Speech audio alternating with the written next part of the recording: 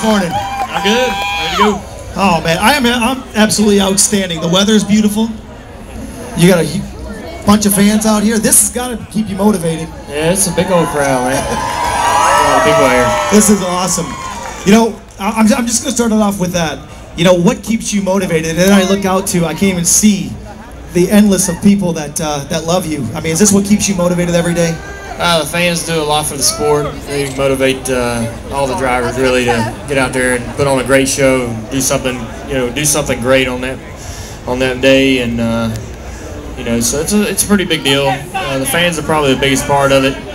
The drivers, you like winning. You like that feeling of winning and getting trophies and stuff like that too, and just racking up a great career, and that's part of it too. But I mean, everything kind of lends itself back to the fans. I mean, they sort of fuel everything in the sport. I got to ask you, I mean, obviously everybody knows what happened. You got the pole, you got to be in the back of the field. But when I saw you get out of the car, there was a different deal. It was like, you're like, hey, you know what, it happened. We're dealing with it. And you're like, let's just have fun, guys. And it was great to see that in you. And is that how you're going to take today? I mean, obviously you want to win. And is that what it's going to take, is just go out there and have fun and race? Well, we're just going to go do our best. Thought we had a pretty good strategy yesterday, and just kind of ride around, have some fun, and learn what we could.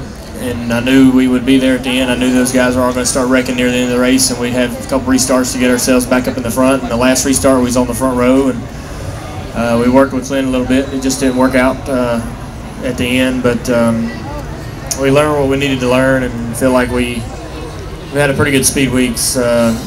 We tore up some race cars though, but it seems to happen to some guys when they come down here. I mean, it's a different kind of racing, and we're all kind of learning what to do and what's working and what's fast, and how to get how to get your car cooling right and pushing guys for a long time. So it's a little different style of racing. So we'll just have to see how it works out. Daytona when you started and Daytona now, totally different racing. Oh yeah, I mean you can look at it and tell it's different. But I like the old style of racing where you were in control of your own destiny, and you weren't. I don't like being responsible for somebody on the front of my car the whole time, because you're worried about spinning that guy out, and then you got to get in front of him and him push you for a while, and you're worried about him spinning you out, or he can't see when he's behind you, and you can't see when you're behind him. I hate all that stuff. I just rather have to worry about myself and then nobody else.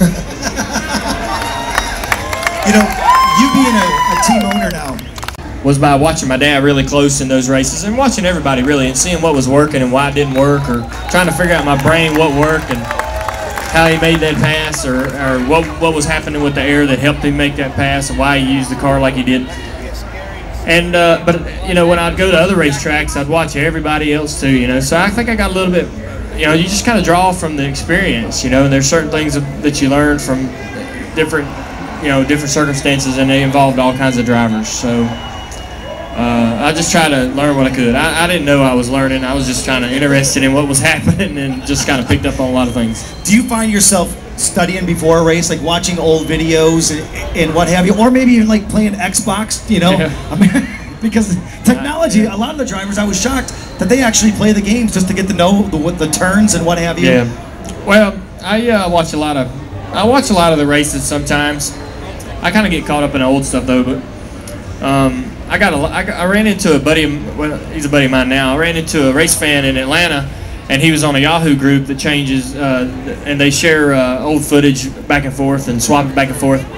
And so he gave me a lot of races from the 70s and 80s, almost full seasons from the 70s and 80s, and I watch all that stuff just for fun. But I watch some of the most recent races if I need to figure out, if I think a race, like the Michigan races tend to come down to gas mileage, stuff like that, and you kind of watch those races from last year and see what guys were doing with their pit strategy and stuff like that, things like that. But I mean, and I do race on the computer, and I think it does help me. I think it helped me in qualifying this week, and the only good, only true game, if you want to call it that, that really helps you is the one is called iRacing, which is on the computer. The others are just for fun. They really aren't that realistic, but iRacing really does a good job. They laser scan the racetracks, so the racetracks are perfect, and it's the best place to really use it. If you're going to use something as a true tool, that's the best one. I have to ask you, if you could give Danica a grade for this upcoming year, what do you think she's going to get? Oh, I don't know, man. She did a good job at the end of the season. She got more competitive and started showing some signs of some speed. We feel like she'll be a good race car driver. She just needs to get to a point to where she wants to, she can commit to this full time. These cars are tough to drive, and the difference between the Indy car and our car is worlds apart. So going from one to the other is really hard. Going from back and forth is really hard. Just going from the Nationwide car to the COT was difficult. So once she can commit full time, man, I think she'll really start to progress rather quickly. But I mean, she did a good job last year. I was pretty happy, and she did a good job yesterday. The race yesterday was kind of weird. You had to team up to stay on the lead lap, and those guys that she was running with, I was running in that pack at one point, and I decided to get out of there and get on. We teamed up with, I think it was a 16 car at one point to get away and stay on the lead lap, and those guys unfortunately got lapped, so it was kind of tough, but it's a weird race. Do you think here is more mental or physical here at Daytona this year? It's all mental. There's nothing to driving the cars. They got plenty of grip. They don't handle. They don't get loose or tight or anything like that by themselves. You can get spun out by somebody, but it's all mental. And pushing somebody around all day for 500 laps, man, it's gonna be tough. I don't know what kind of shape I'm gonna be in. Might need some therapy after this one. We'll see. Well, Dale, that brings me up to my next question. That brings me up to my next question. Just one last one. All right. How do you keep yourself motivated? I mean, you know what I mean? You're 500 laps. You just said it. That was the first question. Was it not? I'm paying attention. Well, yeah, he's good. But you know what, though?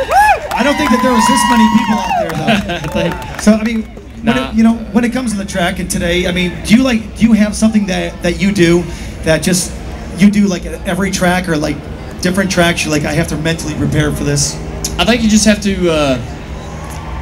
You have to remind yourself what the reason you started driving cars in the first place, and try to go out there and recreate that. This is a lot of fun, and there's a lot of things you got to do. Everybody has a lot of things in life that they don't want to do that they got to do, but the driving, the pure competition, the pure enjoyment of racing and competing against someone, just getting out there and driving a car that fast is a fun thing, and you just got to kind of remember in your mind all the time, that's what you're here for, and when you get in the car, you need to have that disposition, you need to have that mentality, and because if you get in the car with a bad attitude, man, good things ain't gonna happen. And also, I mean, in this kind of racing with this kind of drafting and stuff, you have to try to remember to do things that, look out for number one, and do what comes natural. Don't do things that are unnatural. Don't, when I say that, I mean, like, if you're trying to help somebody, you're going out of your way to help somebody, that usually gets yourself in trouble. So do whatever you think your first instinct is out there on the racetrack, and that's usually the right one. Dale, if you don't mind, they said it was okay to ask a couple more questions. Okay, you mind? Sure, yeah. There's a lot of fans out there that are listening to talk to me right now and you talk to them, and there might even be a couple of young men and women out there that say, you know what, I want to do what Dale Jr. does one day. What kind of advice would you give somebody that maybe wants to do what you do? Yeah, well, I mean, it takes a long time to get to this point, but you got to start out somewhere, and that might be sweeping floors for a race team in their shop. That might be building a street stock for yourself. Legends cars are pretty expensive, so I don't know if I'd go that route. But you can build a street stock and be competitive and go race at your local track for $500. If you have any, mechanical knowledge, you can rebuild the motor yourself and all that stuff. But if you can find some pretty good deals out there to build your own car pretty cheap. But if you really want to go racing, you got to get serious about it and just do it. Stop talking about it. So you got to have passion then, right? Yeah. I mean, passion a little bit about